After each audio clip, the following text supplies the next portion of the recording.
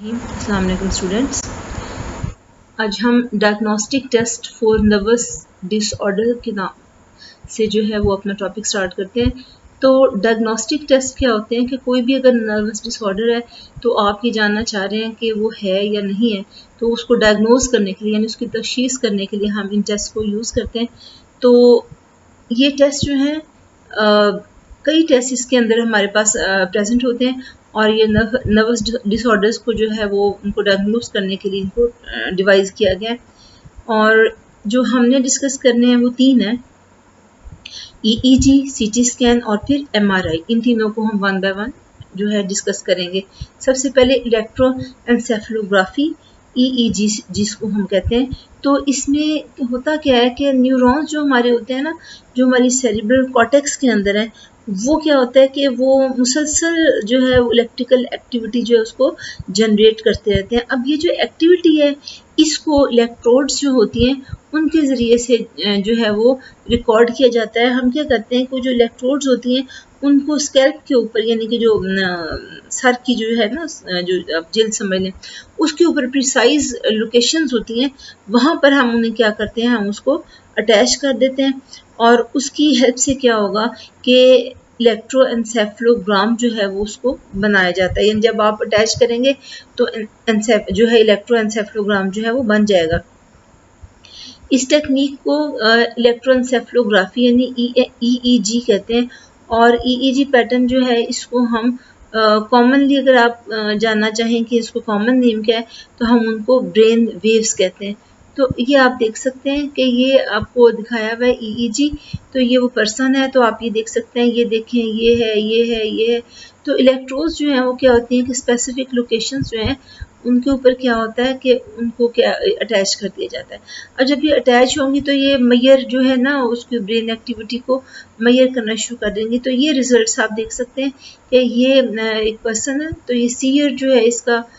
इसमें देखा गया है कि इसको जब सीयर होता है तो ब्रेन वेव्स जो है वो किस तरह से होंगी। तो ये आप है लेफ्ट ब्रेन है और ये राइट ब्रेन है। राइट ब्रेन का आप ये देख सकते हैं, ये नॉर्मल है और ये सीयर के दरमियान में आप ये देख सकते हैं ये चेंज आ रहा है कि किस तरह से उसकी इलेक्ट्रिक एक्टिविटी जो होती है वो क्या होती है कि सीयर के दौरान चेंज होती है। तो हम कोई भी इवेंट है हम उससे पहले और उसके बाद जो होता है ये इसको रिकॉर्ड कर सकते हैं और बिल्कुल जो है लो कॉस्ट प्रोसीजर है, ये इस पर कोई पैसे ज़्यादा नहीं लगते। और दूसरी बात ये है कि इसको आप जो डिसऑर्डर इस तरह के जैसे एपिलेप्सी है तो उसमें जो सीयर एक्टिविटी होती है उसको जैसे आपको ये मैंने दिखाया है इसको देख सकते हैं। इसके अलावा स्लीप डिसऑर्डर्स हैं उनके लिए भी आप इसको कर सकते हैं। तो लेकिन इसका बस ये है कि सेरिब्रल कॉर्टेक्स जो है उसको तो ये रिकॉर्ड कर सकता है, लेकिन जो डीपर रीजन्स हैं उसको ये जो है वो रिकॉर्ड नहीं कर सकता। इसके बाद जो हमारा अच्छा ये देख इसको क्या कहते हैं, ये इलेक्ट्रोएन्सेफलोग्राम है जो आप देख रहे हैं। तो इसके बाद नेक्स्ट जो डिसऑर्डर जो हमारा है, सॉरी जिसको डायग्नोस्टिक टेस्ट जो है हमारा वो क्या है, computed tomography scan. Computerise tomography जो है, अब ये इसको हम कॉमनली जो है इसके नाम जो है उनसे एब्रीवेट करते हैं। CT स्कैन इसको कहते हैं और CAT स्कैन भी इसको कहा जाता है। ये एक्सरे प्रोसीजर है और इसमें क्या होगा कि बहुत सारे एक्सरे इमेजेस जो हैं वो लिए जाते हैं कंप्यूटर, और फिर क्या होगा कि कंप्यूटर की मदद से हम क्या करते हैं कि उन जो हमने इमेजेस ली है ना उनकी हेल्प से क्या करते हैं कि क्रॉस सेक्शनल व्यूज़ जो हैं वो जो है उनको जनरेट किया जाता है। और अगर ज़रूरत हो तो 3 डायमेंशनल इमेजेस जो इंटरनल ऑर्गन्स होते हैं और स्ट्रक्चर्स होते हैं उनके जो हैं वो हम उनको भी ले सकते हैं। CT स्कैन जो है वो यूज़ हम कहाँ करते हैं कि नॉर्मल या एबनॉर्मल स्ट्रक्चर जो बॉडी के अंदर हैं उनको देखने के लिए। इसके अलावा जो है जो प्रोसीजर्स होते हैं उनमें असिस्टेंस के लिए। प्रोसीजर का मतलब है कि जो आप सर्जिकल ऑपरेशंस करते हैं तो उनको प्रोसीजर्स कहते हैं असल में। तो उसमें जो है वो हम हेल्प के लिए जैसे कि हम एक्यूरेटली गाइड करने के लिए कि कोई इंस्ट्रूमेंट अगर आपने प्लेस करना है या फिर ट्रीटमेंट को देनी है तो क्या होगा कि आप उसके लिए CT स्कैन को यूज़ कर सकते हैं। तो आप यहाँ देख सकते हैं, ये देखें, ये आपको CT स्कैन दिखाया हुआ है सारा के किसको कैसे किया जाता है। तो CT स्कैनर्स जो हैं ये डॉक्टर्स को जो है 3D व्यू देते हैं, 3 डायमेंशनल। व्यू बॉडी का दे देते हैं और जो इमेज आता है वो बहुत ज़्यादा क्लियर होता है, यानी कि आप उससे जो भी आप काम करना चाह रहे हैं, जो भी आप का आगे है कि चाहे आपने उसको कोई भी बायोप्सी करनी है, कुछ भी करना है, तो आप आराम से कर सकते हैं क्योंकि आपको इतना क्लियर इमेज मिल जाता है कि आप वो चीज़ें बहुत ज़्यादा क्लियर होती हैं। लेकिन इसमें एक प्रॉब्लम ये है कि जो एक स्टैंडर्ड एक्सरे है ना, उससे 100 टाइम्स ज़्यादा डोज ऑफ रेडिएशन जो है वो क्या होती है कि उसकी इसको ज़रूरत होती है। तो आप ये देखें ज़रा कि टोमोग्राफी जो है, स्कैन जो है, ये देखें, ये एक्चुअली इसको दिखाया गया। तो ये आप देख सकते हैं, ये जो डोनट शेप जो है ये बना हुआ है, यहाँ पर असल में क्या होता है, ये रोटेट कर रहा होता है ये यूं इस तरह से, और जो इसको गैंट्री कहते हैं उसके अंदर लगी होती है, उससे क्या होता है कि एक्सरेज जो है वो निकलती हैं। तो यहाँ पर ये असल में इसका प्रॉपर एक व्यू है, और ये देख सकते हैं ये पेशेंट, ये मोटराइज प्लेटफॉर्म है, इसके ऊपर जो है वो पेशेंट होता है, तो इसको यहाँ अंदर इसके यूँ ले जाते हैं, तो जहाँ जिस पोर्शन का आप चाह रहे हैं सीटी स्कैन करना, तो उसको जो है वो इस एक्सपोज किया जाता है और उससे आपके इमेजेस आना शुरू हो जाते हैं। तो ये आप देख सकते हैं, ये डिटेल, ये देखें, ये रोटेटिंग जो है एक्सरे डिटेक्टर्स हैं, ये यूं गोल गोल घूमता है ऐसे करके ना, यूं इस तरह से, ये चीज़ है असल में, ठीक है। तो ये इस तरह से रोटेट करता है। तो आप ये देखें कि जो इसमें है ना फैन शेप बीन, ये देखिए इसकी रोटेशन बताइए इस तरह से, ये यूं। तो ये जब ये करेगा, यहाँ से रोटेट करेगा, तो क्या होगा कि वो इमेजेस जो हैं वो जो हमारे पास आते हैं, तो हम उससे क्या होता है कि हम उससे जो है वो पूरा व्यू जो है हमें उससे मिल जाता है। इसमें जो है वो कोई भी जो है इसको यूज़ बहुत ज़्यादा है कि जो टोमोग्राफी स्कैन जो हैं, जो कि हम इस तरह से ले रहे होते हैं, तो इसके अंदर जो है वो आप कोई डिसऑर्डर्स जैसे ब्रेन ट्यूमर है, जैसे ब्लड क्लॉट है, कोई ब्रोकन बोन है, इसके अलावा जो है वो रप्चर्ड स्प्लीन है, इसके अलावा हार्ट डिजीज़ हैं, इसके अलावा आपने जो करेक्ट लोकेशन जानना चाह रहे हैं बायोप्सी के लिए, या कंडीशन देखना चाह रहे हैं, सर्जरी की है उसके बाद देखना चाह रहे हैं कि कोई प्रॉब्लम तो नहीं है, तो वो सारी चीज़ें जो हैं वो आप इसमें देख सकते हैं। तो ये आप ये देख सकते हैं, ये आपको ये सीटी स्कैन जो है ये दिखाया हुआ है इसका।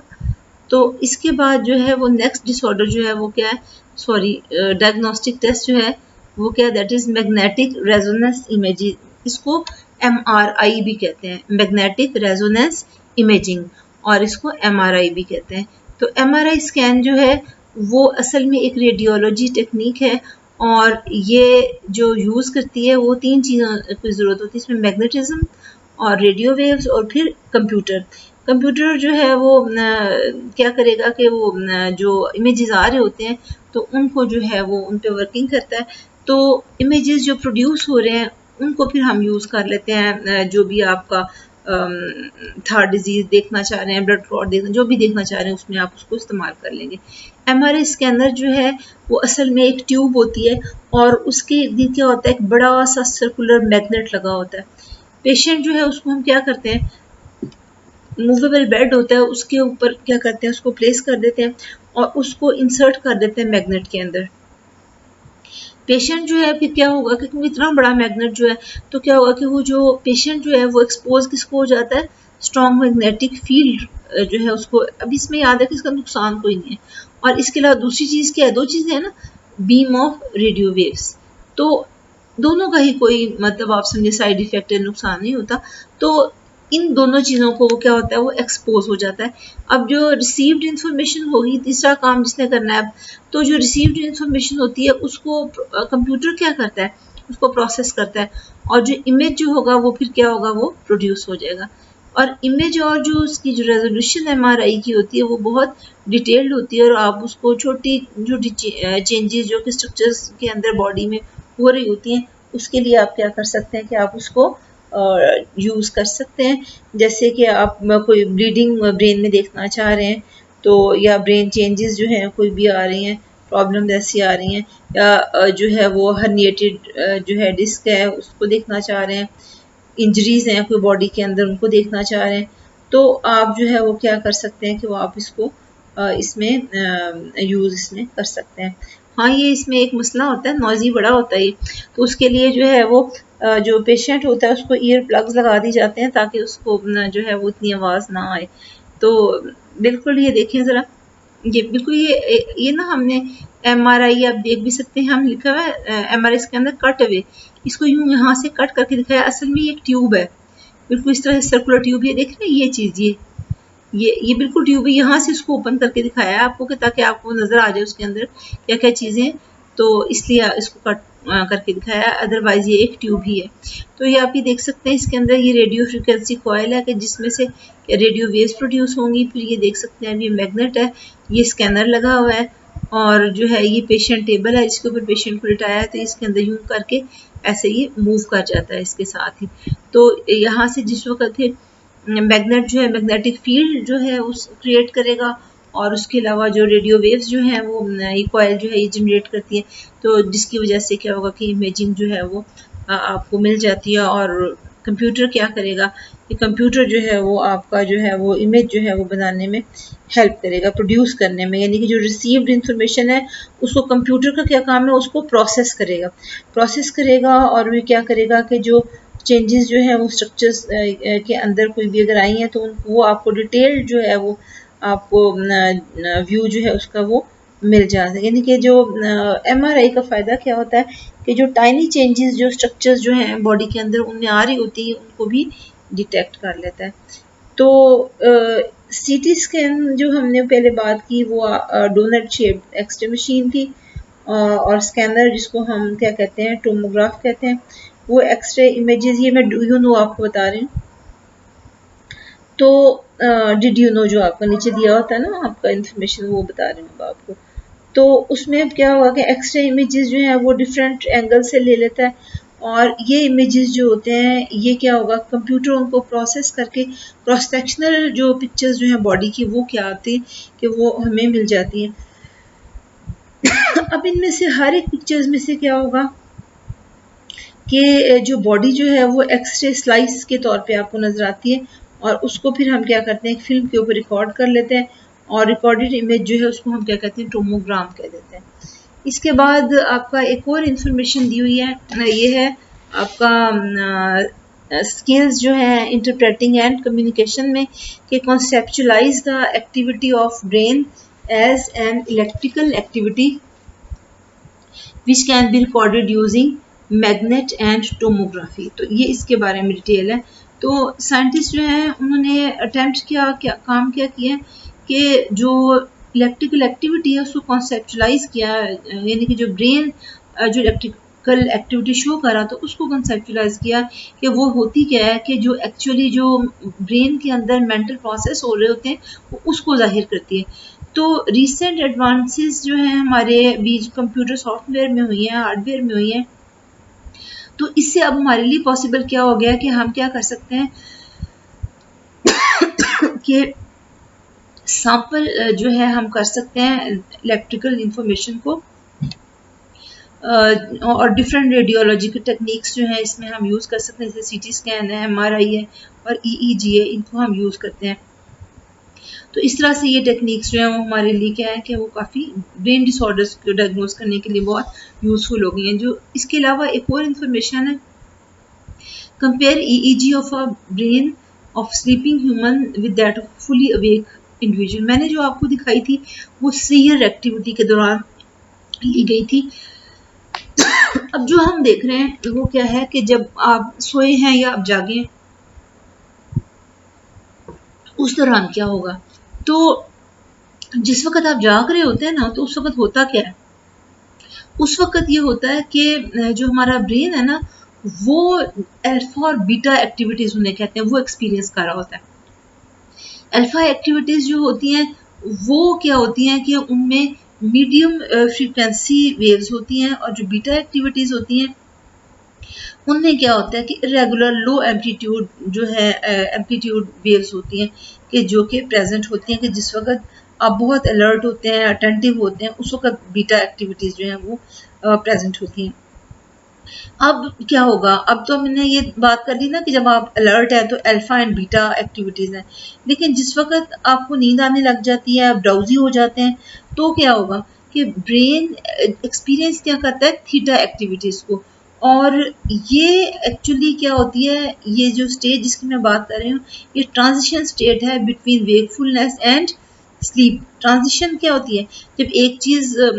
जो है वो खत्म हो रही है और दूसरी शुरू हो रही है, वेकफुलनेस खत्म हो रही है, यानी आप सोने की तरफ जा रहे हैं और नींद का पीरियड शुरू हो रहा है। जैसे अगर आपका जब फर्स्ट पीरियड खत्म होता है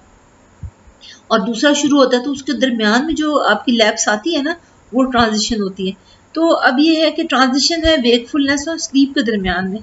तो स्लीपिंग स्टेज जो है उसमें क्या होगा, उसके अंदर इरेगुलर थीटा एक्टिविटीज होती हैं, यानी जब आप ड्राउजी हो रहे थे और जो आप ट्रांजिशन स्टेट में थे तो उस वक्त कौन सी थी, थीटा एक्टिविटीज। अब क्या है कि अब आप जब सो रहे हैं, आपकी स्लीपिंग स्टेज आ गई है, उसमें जो है इरेगुलर थीटा एक्टिविटीज हैं। उसके बाद जो है जब आप जो है वो स्लीप स्पिंडल में चले जाते हैं तो उस वक्त क्या होता है कि शॉर्ट बर्स्ट ऑफ वेव्स हैं 12 से 14 हर्ट्ज की होती हैं तो वो प्रेजेंट होती हैं। इसके अलावा जब नेक्स्ट स्टेज जब आती है स्लीप की, तो उस वक्त क्या होता है, यानी आप जब गहरी नींद में चले जाते हैं तो उस वक्त क्या होता है कि high amplitude delta activities present होती हैं और 20 से 50% टाइम जो है ना हमारा वो इसके अंदर गुजरता है। So students, that's all for today. Allah Hafiz.